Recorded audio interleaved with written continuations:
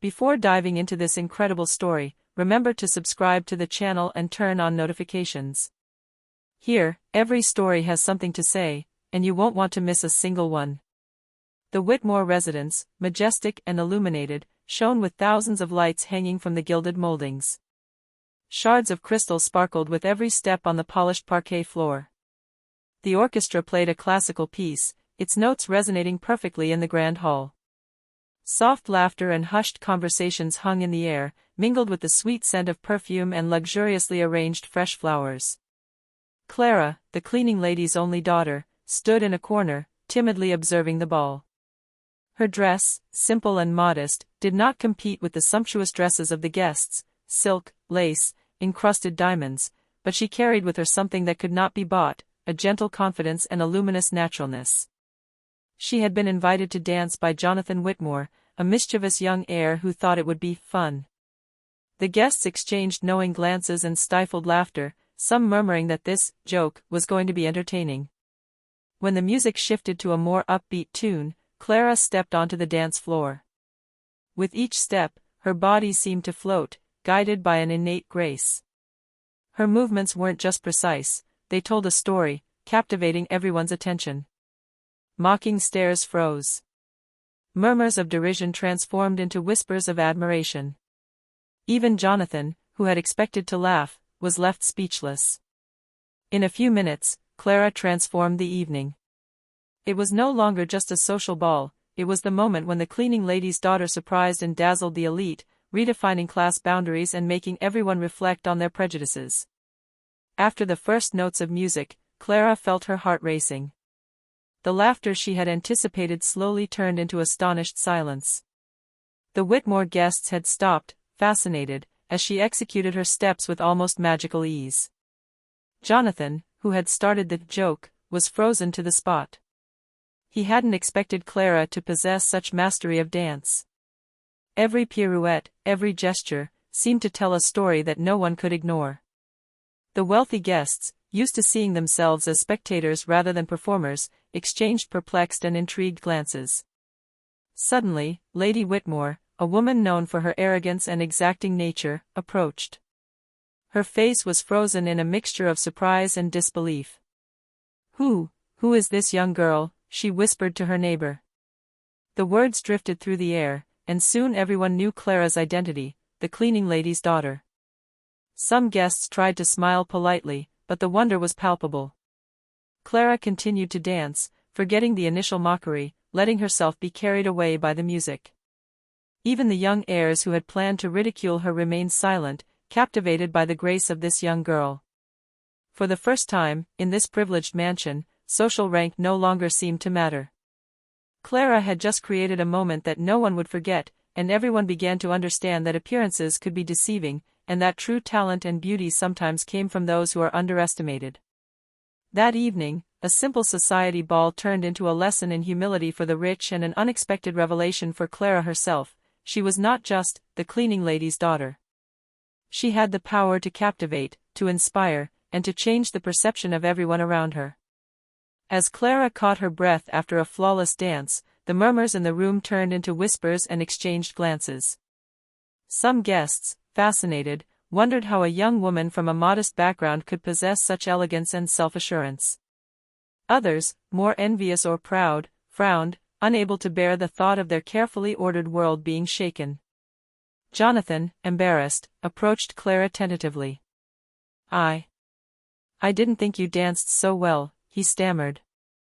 Clara simply smiled, a mixture of pride and shyness in her eyes. She understood that she had just made an impression, but she wanted to remain herself, without pretension. Lady Whitmore, still frozen in surprise, summoned her daughter, Elizabeth, to show her Clara. "Look closely, Elizabeth, that's what I call unexpected," she said in a trembling voice, both curious and offended. Elizabeth, more open-minded, approached Clara with a genuine smile. "You're amazing, truly," she murmured. This simple but rare compliment made Clara blush. However, not everyone shared this admiration. Some of the young heirs whispered amongst themselves, plotting schemes to mock or ridicule Clara later that evening. They couldn't accept that someone from outside their world was attracting so much attention. Despite these tensions, Clara continued to smile and mingle with the guests, discovering that she had the power to effortlessly capture attention. This simple moment of dancing had just disrupted the established order, and without realizing it, she had just laid the foundation for a new dynamic in the Whitmore mansion, one where merit and talent could surpass birth and money. The evening, far from being over, promised even more surprises, and deep down Clara felt that this was only the beginning of something bigger. A few minutes after Clara's dance, the room began to come alive in a different way. The guests, still in shock, couldn't help but speak in hushed tones. Some murmured sincere compliments, others thinly veiled criticisms, unable to accept that the cleaning lady's daughter had outshone their own children and influential friends. Jonathan, blushing with embarrassment and surprise, tried to recover by introducing Clara to a few influential guests. "This is Clara, she dances beautifully," he said awkwardly. But again, reactions were mixed. The more curious and open-minded applauded, while the more proud exchanged cold glances, murmuring that it was an affront to their world. Lady Whitmore, still frozen in place, didn't know how to react. She loved protocol and control, but tonight, nothing was going as planned. For the first time, someone from the outside seemed capable of disrupting her carefully established order. She took a step toward Clara, as if to assess her, to examine her. But the young girl's trusting and pure gaze unsettled her even more. Elizabeth, on the other hand, approached Clara with curiosity and kindness. "You should attend our next gala," she said with a warm smile. Clara, a little intimidated, simply replied, I don't know if I'm allowed." But the young heiress shook her head. "It has nothing to do with it, talent does." Meanwhile, the mocking young heirs couldn't remain passive. They began to devise a plan to ridicule Clara later that evening. But something in the air had changed. Every move, every smile from Clara seemed to win new allies among the guests. Little by little, what was meant to be a joke was transforming into silent admiration and unexpected respect. The evening, which had begun in luxury and protocol, became a veritable social battleground. Clara's talent and grace confronted the pride and prejudices of high society, and no one yet knew who would emerge victorious from this unexpected confrontation. A few moments later, the hushed atmosphere of the ball began to turn tense. The guests, who until then had kept their opinions to themselves, could no longer contain their emotions. Clara's dance had changed the dynamic of the evening, and some couldn't bear to see a modest young woman attracting so much attention. A group of young heiresses, dressed in sumptuous gowns and with carefully styled hair, approached Clara under the pretext of complimenting her. But their smiles were fake, their eyes betrayed jealousy. "Oh, you dance well for, well, you know, your social circle," one of them said in a syrupy but contemptuous tone. Clara, sensing the tension, calmly replied, "Thank you. I just dance because I enjoy it." Jonathan, observing the scene, felt guilty. What had begun as a joke now risked turning into a tragedy. He tried to lighten the mood. "Don't be jealous, it's just a dance." But his words were lost in the murmur of whispers and disapproving glances. Lady Whitmore, now more worried than admiring, spoke up. "Clara, this is surprising, but you are in our home tonight, and you must observe certain rules." Her words, though polite, sounded like a warning. Clara, with a gentle but firm smile, inclined her head slightly. "I understand, Mrs. Whitmore." Her simplicity and politeness contrasted sharply with the artificial sophistication of high society, and this contrast unsettled the guests even more. Meanwhile, Elizabeth Whitmore, captivated, took Clara by the arm and led her toward the orchestra. "Show me another step, just for me," she said with a genuine smile. Clara hesitated, then allowed herself to be guided, creating a moment of pure magic that captivated the attention of several guests. Those who tried to criticize or mock her had to admit the obvious: Clara was extraordinary. But the evening wasn't over yet. The whispers of jealousy and the scheming plots of the mocking heirs were beginning to transform into plans to humiliate Clara later. The tension was mounting, and it was clear that this ball would be more than just a place for dancing and pageantry. it was about to become a veritable battleground where the grace and courage of a young girl would clash with the pride and arrogance of high society. As the evening wore on, the young heirs, still consumed by jealousy, decided to take action. They organized a game under the guise of entertaining the guests, a dance competition where all participants had to showcase their talent. Their true intention was clear: to embarrass Clara in front of everyone. Jonathan, feeling uneasy, tried to warn Clara. They want to challenge you," he murmured. But Clara, with a calm and determined smile, shook her head. "It doesn't matter. I'll dance, and I'll be myself." Her quiet confidence silenced Jonathan, who understood that this wasn't a moment for mockery, but for admiration. The competition began. The wealthiest guests performed studied and sophisticated steps, but most lacked naturalness and fluidity.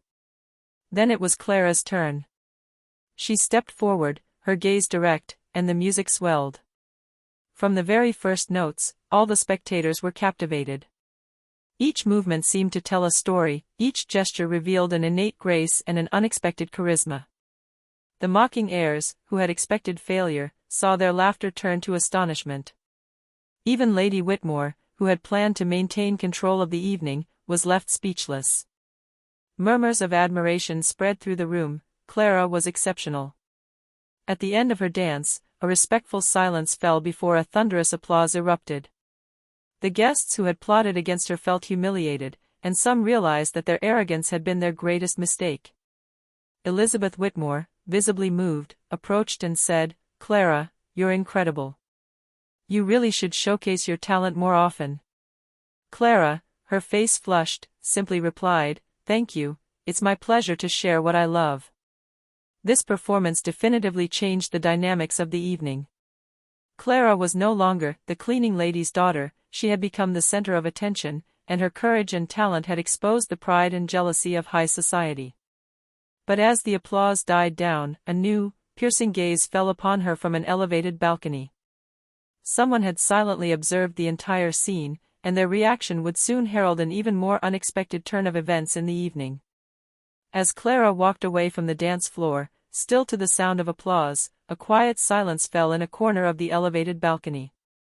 A man in a dark suit, unknown to most of the guests, watched her every move with unusual intensity. His piercing eyes followed Clara as if he were trying to discern something deeper than her mere performance. Jonathan, noticing this strange spectator, approached his mother. "Mother, do you know him?" he murmured. Lady Whitmore shook her head, intrigued. She had never seen him in their social circle, and yet, his imposing presence made even the most arrogant guests avert their eyes. The mysterious man descended slowly from the balcony, his steps silent but deliberate. Each movement seemed calculated, imbued with authority. The murmurs of the guests grew more insistent. Who was he? A famous dance critic? An investor? Or someone come to observe high society? When he reached Clara, she felt his gaze and froze for a moment. But unlike those who had tried to unsettle her earlier, this man showed neither judgment nor mockery. Only intense curiosity and silent respect. "I must say, your talent is rare," he said in a deep, measured voice. Clara, surprised, didn't know what to say. Jonathan exclaimed, "Who are you?" The man gave a slight, mysterious smile. "I'm just an observer, but what I saw tonight deserves more than mere admiration. Keep dancing the way you did, and you'll see where your talent can take you." Before anyone could react, he turned away and disappeared almost immediately into the crowd, leaving behind a mixture of fascination and questions. The guests, still in shock, began to whisper, who was this man and why did he seem to recognize Clara's potential better than anyone else in the room? For Clara, this brief exchange was a shock. She understood that her life had just changed dramatically. That evening, she had not only surprised high society, but she had also attracted the attention of someone who could change her destiny forever. The morning after the party, Clara woke up with a mixture of excitement and apprehension. Memories of the previous night flashed through her mind, the surprised glances, the admiring whispers, and above all, the mysterious man on the balcony. Who was he, and why had he seemed to recognize her beyond just her dancing? At school and in the neighborhood, news of her performance spread like wildfire. Some classmates, impressed, approached her with sincere compliments. Others, jealous, still murmured, unable to understand how the cleaning lady's daughter had captivated the entire elite. But the biggest surprise arrived in the mail. A thick, elegant black envelope was waiting for Clara at home. Inside was a carefully handwritten letter. Your talent has been noticed. If you are ready to explore how far it can take you, please come this Saturday at 6 p.m. to the following address. An observer. Clara felt her heart race. Was this the man at the ball? Was this a unique opportunity to showcase her talent beyond her modest world? After a moment of hesitation, she decided she couldn't let this opportunity slip away. That Saturday, dressed in a gown she had altered herself for the occasion, Clara arrived at the address provided. The house was elegant but understated, a far cry from the Whitmores' opulence. Inside, she discovered a small dance studio where the mysterious man awaited her, his gaze attentive and a slight smile on his lips. Welcome, Clara, he said simply. My name is Mr. Anderson. You have a talent that very few possess, and this talent deserves to be nurtured. Are you ready to take it further? Clara, breathless but determined, nodded. This moment was the beginning of a new chapter in her life. She understood that her dance was no longer just a means of entertainment, but a key to unlock doors she never imagined possible. And while she trained under Mr. Anderson's watchful eye, she knew that the Whitmore high society had seen nothing yet, and that her real journey had just begun. In the following weeks, Clara spent her days training with Mr. Anderson. Every movement, every pirouette, every step was analyzed and perfected. She discovered not only the technique, but also the art of captivating an audience, of telling a story through dance. Each session made her more confident, more self-assured. But with this rise in skill came new challenges. The Whitmore heirs, still humbled by their loss at the ball, began to whisper about Clara. Some tried to ridicule her at small social events, but she now possessed a confidence and charisma that disarmed even the most arrogant. Elizabeth Whitmore, a loyal ally, continued to support her, introducing her to other influential families and protecting her from the most insidious attacks. She became a true bridge between Clara's world and that of the elite, showing that talent could transcend social barriers. One evening, Mr. Anderson invited Clara to a private performance attended by prominent figures from the world of dance and entertainment. The objective was clear: to test her talent before a demanding, international audience. Clara felt immense pressure, but also unprecedented excitement. She knew this performance could change her life forever. When the music began, she left all her apprehensions behind. Every gesture, every expression, was now controlled with elegance and depth. The audience was quickly captivated, and at the end, the applause was unanimous and prolonged. Several prestigious figures approached to congratulate her, offering unexpected opportunities, performances, competitions, and even scholarships to renowned dance schools. However, amidst the applause and congratulations, a familiar figure remained aloof, observing every movement with keen interest: the Whitmore heirs. Their jealousy and pride were at their peak. They understood they could no longer ridicule Clara, but they hadn't given up yet. Their resentment promised that more subtle intrigues and challenges lay ahead. For Clara, that evening was a revelation: talent opens doors, but it also attracts challenges. She understood that to continue her rise, she would not only have to shine with her skills, but also navigate a world full of envy and rivalries. While Clara continued to rise in the world of dance, the Whitmore heirs had not forgotten the humiliation of the ball. Their jealousy, now cold and calculated, transformed into a devious plan to discredit her in front of all of high society. At a prestigious gala, they organized a performance where Clara would be invited to dance alongside other artists they had selected. Their objective was clear: to place her in a complex routine where she risked failing publicly. The mocking glances and whispers backstage were there to intimidate her. Clara, aware of this trap, felt a mixture of apprehension and determination. Mr. Anderson, seeing her hesitation, whispered to her, "Just be yourself. Your talent and grace will speak for you. Don't let them distract you."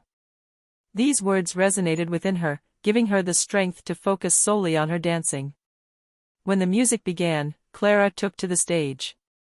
The first notes were tense, and some of the guests subtly tried to unsettle her. But Clara, with her composure and poise, transformed each challenge into an opportunity to shine. Every step became more precise, every movement more captivating. The audience, initially filled with doubt and judgment, was gradually won over by her talent. At the end of the performance, a stunned silence reigned before a thunderous applause erupted. The Whitmore heirs, humiliated by their own failure, withdrew into the shadows. Clara, on the other hand, received sincere congratulations from influential figures present at the gala. Even those who had wanted to see her fail had to acknowledge that she possessed something rare and undeniable. A radiant Elizabeth Whitmore came to congratulate her. "I told you you could do it. No one can diminish you when you stay true to yourself." Clara smiled, understanding that that evening she had not only won a performance, she had destroyed the barriers of jealousy and asserted her place in a world that was not waiting for her. However, Clara knew that this victory was just one step. The intrigues and challenges would continue, but she now had the confidence and courage to face them, convinced that her talent could change her life, no matter the obstacles. The day of the annual Whitmore Gala arrived, the most prestigious of all. The most influential guests in the country were present, eager to see the advertised performances and talents. Clara, now seasoned and confident, knew that this evening would be pivotal. When she entered the great hall, all eyes immediately turned to her. Murmurs of admiration replaced the mockery of the past. Even the Whitmore heirs, who had plotted against her, remained silent, unable to ignore her magnetic presence. The music began, and Clara let herself be carried away. Each movement told her story, from the shy cleaning lady's daughter to the prodigy who captivated the entire audience. Her precise and fluid gestures, her natural grace, and her charisma transformed the performance into an unforgettable moment. The spectators were mesmerized, hanging on her every step. At the end of her dance, a stunned silence fell for a few seconds before the room erupted in applause and applause. Critics, mentors, and even the most arrogant guests came to congratulate her. Clara had not only proven her talent, but she had shattered the prejudices and social barriers that had surrounded her. Lady Whitmore, moved and impressed, finally approached. "Clara, you have transformed this evening, and you have surprised us all. Your talent is truly exceptional." The heirs, ashamed but now respectful, had to acknowledge her greatness. A radiant Elizabeth Whitmore embraced him. "You changed their world tonight, and yours too." As Clara left the stage, she caught Mr. Anderson's eye in the audience. A knowing smile was exchanged between them. This silent and mysterious mentor had seen in her what no one else had been able to perceive. That evening, Clara understood that her life had just changed dramatically. She was no longer just the cleaning lady's daughter. She had become a symbol of talent, courage, and perseverance, capable of exceeding all expectations and transforming obstacles into opportunities. And as the lights of Whitmore Manor shone upon her, she knew this was only the beginning of her incredible journey. The whole world was now ready to discover the strength and beauty of the one no one had dared to underestimate.